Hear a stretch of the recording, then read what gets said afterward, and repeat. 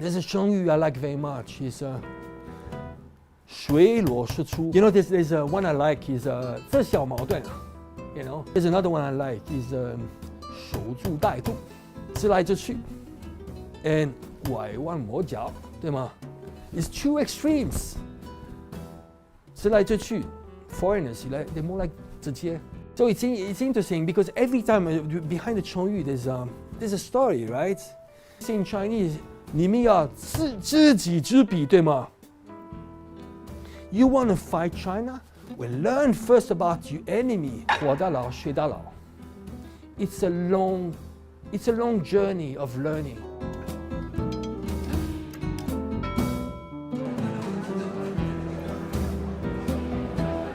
Bonjour, je suis d'origine italienne, suisse. My name is Angelo.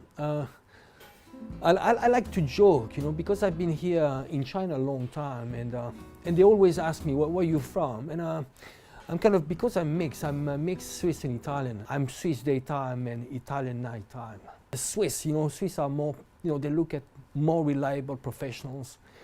And I think the Italian side is more romantic. During Angelo's young age, he was a bit rebellious and always curious to observe the world with his own eyes. Sensitive about injustice, he tried different work in many parts of the globe.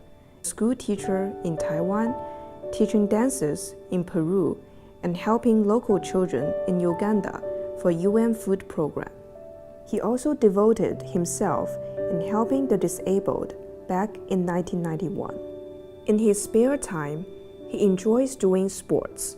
He even managed to train himself to a yoga master who can do many challenging yoga poses. We came across a YouTube video in which he participated the assembly in Timor Park, supporting Hong Kong police. As a foreigner living in Hong Kong, he was among the few to speak out against protesters' violence and fake news of Western media.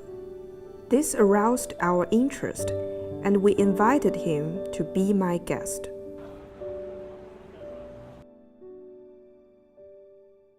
If I'm what? If I'm a policeman? Yeah, could you say something about Okay, well, this is very interesting. that? It looks like you.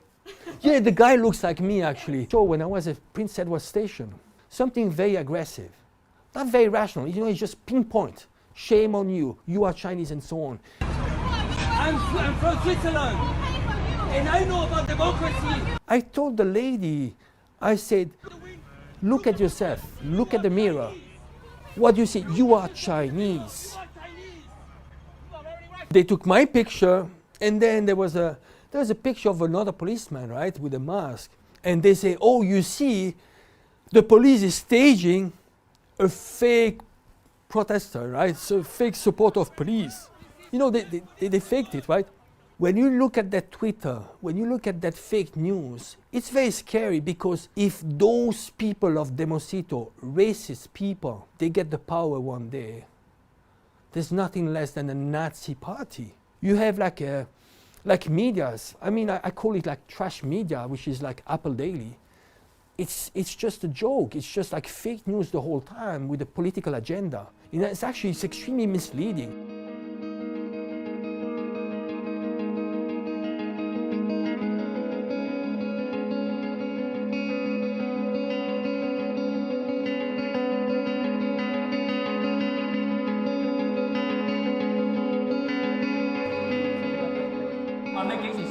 And it's a danger for society. When you look at the profile of Jimmy Lai, I think it's a joke. He came to Hong Kong when he was 13.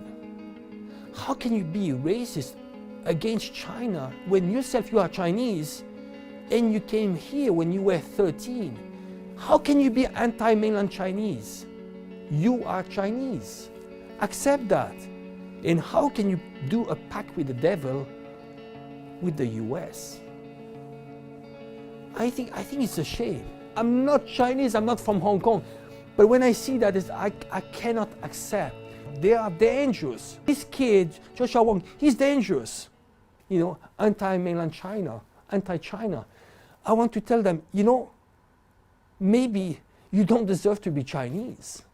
You don't deserve. I think it's an honor to be Chinese. You should be proud. Since a teenager, Angelo had grown a strong interest about Asia. He learned about Deng Xiaoping and the opening of China. He set a goal to learn Chinese and made a decision to live in China. He quit his promising banking job at that time and went on an adventure to this completely foreign land. All he had was a backpack full of energy and full of dreams. You know Chu Yangxiang? I like to joke about this. Yang, the signification, you have lamb, right? And then you have San Dian Shui. It could be that when the foreigners were coming into China, they looked like lamb because they had like, yellow hair and curly. And San Dian Shui, it's because they came from the sea. Like Chu Yangxiang, it means like making a fool of yourself, that is okay, And I think Chinese, they do understand that. When I was 15, I was dreaming about coming to China because I started to read stuff about Deng Xiaoping, the opening of China. We need China to be strong so we can have a more balanced life, especially to counterbalance America and Germany. Because Americans are violent, they're bullying the world. China understands about there's no black and white. It's a gray world. And Western values are not universal. Western democracies are not universal. China has found a system that fits to China value and China history. When we talk about human rights, the real human rights, it's being taken care in China. They're lifting up 600 million people out of poverty. People have access to education. People have access to food. So I'm Italian, and my parents, they immigrated to Switzerland. And all my childhood, I was bullied, because we were foreigners. And, we had to stand up, and we had to fight. Because if you didn't fight, they would keep on bullying you, right? So when I saw mainland Chinese being bullied, I really felt deep inside that I really understood what they were going through. And the funny thing is that what I want to tell you through this story is that many years later, the ones that were bullying me, they became my best friends. So sometimes we are confused and we don't see the truth. But in reality, they are bullying their best friends. And it's very interesting, when you look at the reaction of mainland Chinese, they're not giving the hate back. You look at the medias and average mainland Chinese, when they look at what is happening in Hong Kong, what do they say? 洗脑, 幼稚.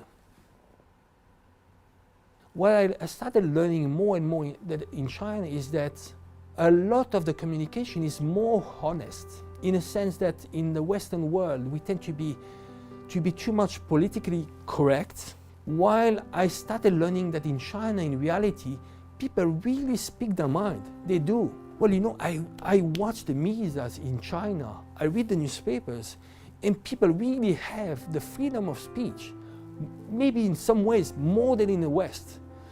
The only problem is that those newspapers are not in English, they're all in Chinese. I would say if there's one thing that I learned out of China is really that wisdom of understanding.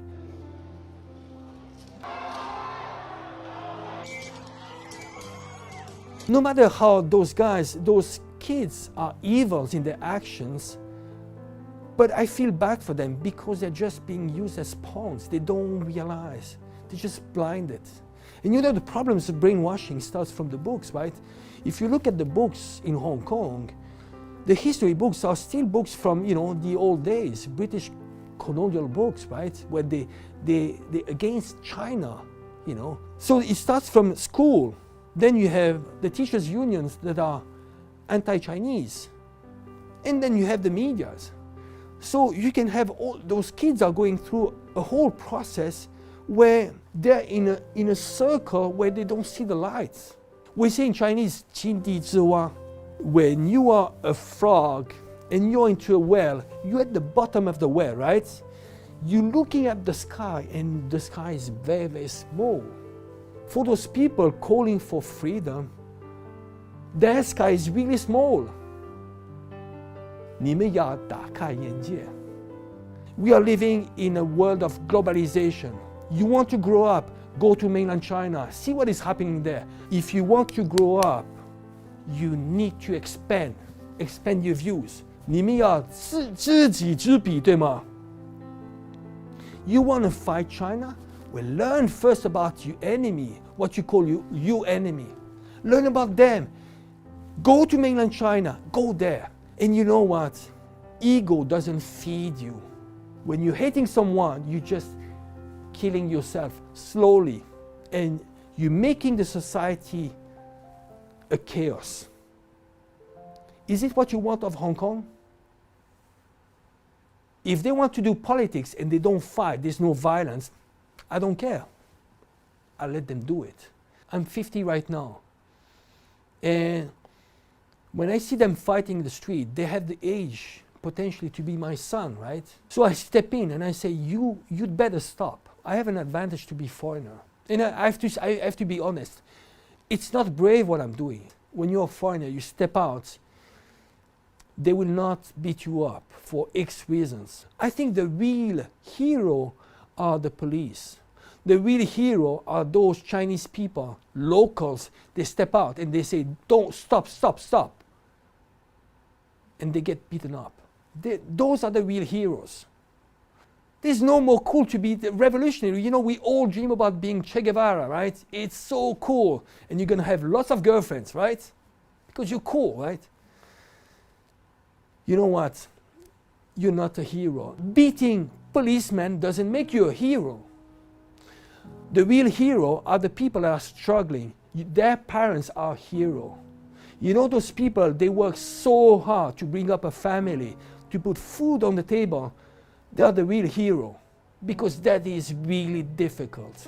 When you are parents and you need to make your living, send your kids to school, and that's the reality of the world.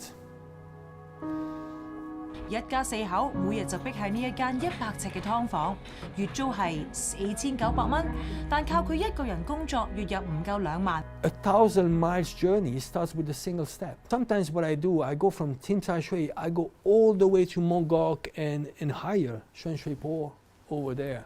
You look at this whole road all the way up, the different social status there is.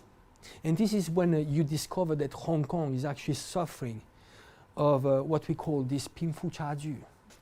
But the problem is that government has limited power, especially, you know, the housing problems, the land ownership, they have limited power over there. I can feel the frustration of people. I really can feel that. You know, sometimes they tell, oh, you are foreigner, you know what, you make a lot of money, you don't, you know, you do not know what we're going through. Well, I will tell them, I come from a poor family. My friend was a mason. He was building houses, you know. We had a hard life when we were younger. And when I see the way they're living in small cages, I do feel bad for them. And I really understand that if they are going out in the streets because income inequality, I will be there to support them. Because no matter where you are, income inequality, it's a world problem. And I think it's unacceptable, the difference you have in Hong Kong with the extra rich having billions of dollars and the really poor. And I am with the really poor. I really am. And I can feel that pain. But you know, we live in a capitalistic world, right? Where money is power. You know what? If tomorrow you have the money, you have your freedom.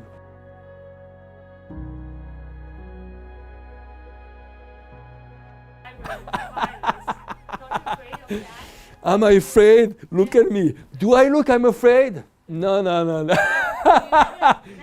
about these problems. You know what I'm worried about? I'm worried that one day I will look at myself in the mirror and I will have regrets. This is what I'm worried about. I need to be able to look at myself in the mirror and say, well, When I had to speak out, I did speak out. You know, when there was a Second World War, the Nazis were there, the fascists were there, and people wouldn't speak up, right? And they live with shame. There's a little bit of shame. People dying on the street, you don't go help. The next day, how you can live with this all your life? When you're about to die, you can look at yourself and you say, well, I had somehow some contribution. I left maybe my son, my daughter, and so on. And then maybe I brought something to society, even a small piece, right? But when you do that, it gives a meaning to our life. Because we cannot live just for oneself. I think it's really important to look at society, our contribution, ways of contribution. Everybody can contribute. We can fight them on the medias, on social media. We can fight them in front of the camera. We can go to the police office and tell the police thank you. We can do that, simple stuff. They say, 广赴香港. You want to go back to when in Hong Kong? Don't you forget that before 97, it was a colony. Don't you remember that in some parks, only dogs and Chinese were not allowed? You don't remember that? Do you remember how you were treated by British? The British has only been nice to you since the 1990s. Why? Because they wanted to prepare ground for chaos, for the handover. It's time to wake up. That's all I want to say. Time to wake up. And violence doesn't solve anything. Please stop with the violence. Stop with the violence. You're not going anywhere. Your freedom starts within. It starts here and it starts here. 呢一個社會事件仲未解決，警民關係破裂，政府同市民之間嘅不信任。 And I think Hong Kong needs one thing which is really, really important is Article 23. Article 23 for Hong Kong is essential. We cannot go on if you don't have sovereignty of China over Hong Kong. This is a precondition, non-interference of foreign countries and preserve sovereignty over Hong Kong. That's really important. And I think the pandemic movement is very unfair about this because there's one country to system. But when you analyze one country to system, there's first one country. Since 1997, tell me when China didn't respect one country to system. Tell me. Forgive me the bad joke, right? 这个叫讽刺. You know, because they are so looking down on mainland China. You know, they think mainland China is a place where you go to Shenzhen, you get a massage, you get, like cheap weekend, right? No, but Shenzhen is no more like this. If Hong Kong keeps on this direction, in 20 years' time, you will have people from Shenzhen coming to Hong Kong for Disneyland, for one chai beer, That's all they will come for some shopping. And those people that are writers, they will end up working in a restaurant in Shenzhen. That's what's going to happen.